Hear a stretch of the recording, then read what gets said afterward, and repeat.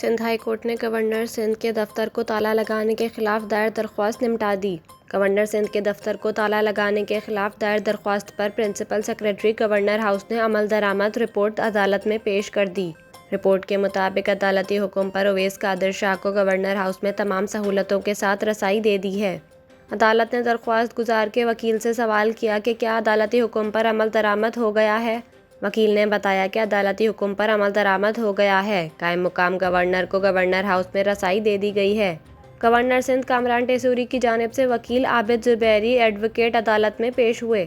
وکیل نے کہا کہ میں گورنر سندھ کامران ٹیسوری کی جانب سے پیش ہوا ہوں۔ قائم مقام گورنر کو گورنر ہاؤس کا مکمل اختیار نہیں، پھر بھی قائم مقام گورنر کو اجازت دے دی گئی تھی۔ سندھ ہائی کورٹ نے کہا کہ عدالتی فیصلے پر عمل درآمد ہو گیا، اب درخواست غیر مؤثر ہے۔